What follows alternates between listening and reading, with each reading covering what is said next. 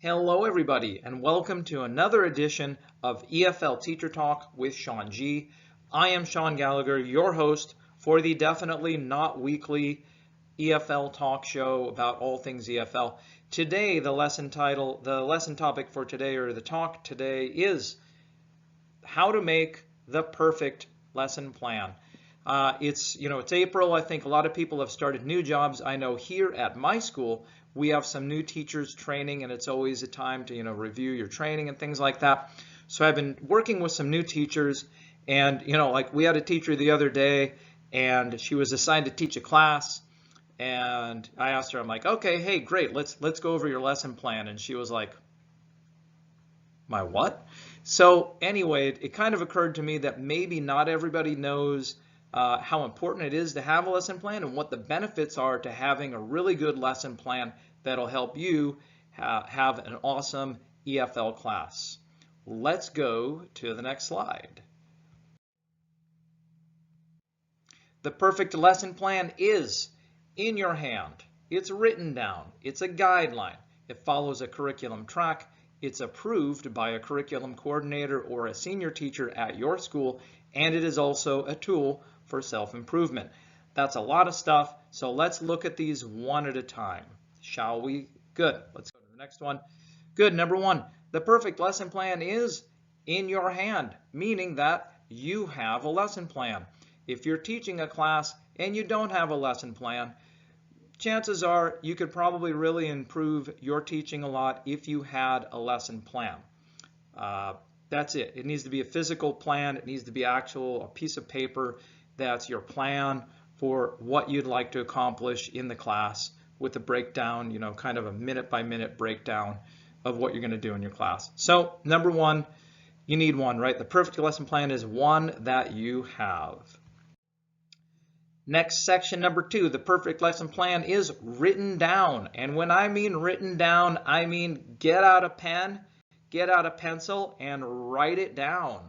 None of this digital stuff, because I have digital sucks. I'm being flippant there, but I think there really is something to when you're making, it's like a recipe or something like that. It's a process, and I think just the act of you writing down your thoughts in a logical order, it's going to help you remember what your lesson plan is. I think a much less effective way to do a lesson plan is to have one given to you and you try to memorize it. I think that's not very effective. At my school, we'll get to it later. At my school here, sometimes we do have like an all weeks lesson plan, but then teachers will go make their individual lesson plans based on the all weeks lesson plan, right? So it's kind of like a general, what should you do, and then your lesson plan in your notebook should be what specifically are you going to do. Please write it down. Number three, the perfect lesson plan is a guideline. It is a plan, right? It's what you intend to do in your class. And as we all know, you're going to get into your class and all of a sudden something's going to happen that you didn't expect, right? So you might have to adjust your plan a little bit. I think the most frequent adjustments are, number one, either the lesson's too easy and you need to kind of accelerate the lesson, or maybe the lesson you've aimed too high with your lesson plan and it's too hard, so you need to tap on the brakes, slow down, make sure that the kids understand the more simpler concepts, or your students understand the simpler concepts before they move on to the more complex concepts. And I think those are the most frequent adjustments that I'll make in my class when I have my lesson plan. So number one, it's a guideline. You don't have to do the lesson plan exactly, right? You should be seeing how your students are reacting to what your plan was, right? That's really the goal of this whole thing. Final note on this, you can make adjustments, but not jumps. Okay, and what I mean by this is sometimes, like we had a teacher who was training and they're like, oh, hey, well, what if it's too easy? Maybe I'll go boom, like something way off topic, and I'll just start firing a bunch of questions to them about that. It's like, well, let's not jump all the way over there. Maybe there's a way to, hit a deeper level of whatever your lesson plan is without necessarily jumping to all these new topics and things like that. So anyway, your lesson plan is a guideline. You'll need to make adjustments. Most likely that's either making it a little easier or a little bit harder, depending on which one that is. Let's go to the next one, number 4. The perfect lesson plan. Oh, the person lesson plan, don't worry about the is here. The person lesson plan follows a curriculum track. And that means you're not making it up as you go along. I know in the past, I might have had some adult lessons where I wasn't really given a curriculum by the school where I was teaching.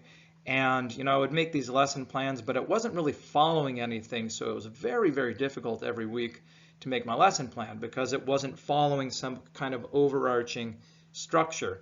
So I think that's all this means. I think your lesson plans should be following a curriculum, and hopefully that track, the plan for the year, is decided by your school or your curriculum coordinator, or somebody who's in a position of authority to kind of help you with that. At my school, we have 46 lesson weeks, so that's kind of the framework that we work with at my school. So moving on to the next one, number 5. The perfect lesson plan is approved by a curriculum coordinator or a senior teacher. Especially nowadays, it seems like, everybody knows everything and they're all experts at everything. Sure, I mean, I think everybody's good at things, right?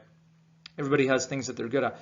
But I would say at your school, ideally, you should be going over your lesson plan with somebody who has more experience than you in teaching the curriculum or the class that you're teaching.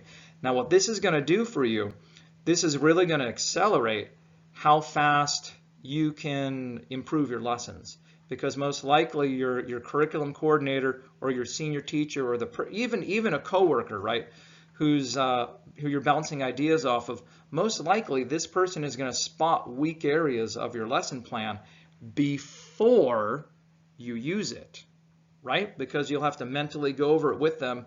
And it's great because you can usually take out a lot of kind of the weak parts, or in your lesson plan, parts that maybe might not work. You can spot those before you go into class, so you have a much stronger plan, a much stronger document going into your class.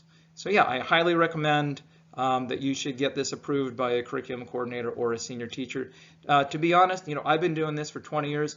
I still have curriculum meetings with some of my teachers where I'm making my lesson plan and I'm making adjustments to mine, based on the feedback that I'm getting out of those meetings. Even though I've designed the curriculum, I own the school, but even, I'm still doing this type of stuff. So I think it's a good thing to do. Number 6, and this is the last one, the perfect lesson plan is our favorite tool for self-improvement. So I'm really, really big on self-improvement and, trying to make things better, trying to make your teaching better, trying to make your teaching easier for you to run your classes, make it easier for the kids to understand the lesson that you're trying to teach them.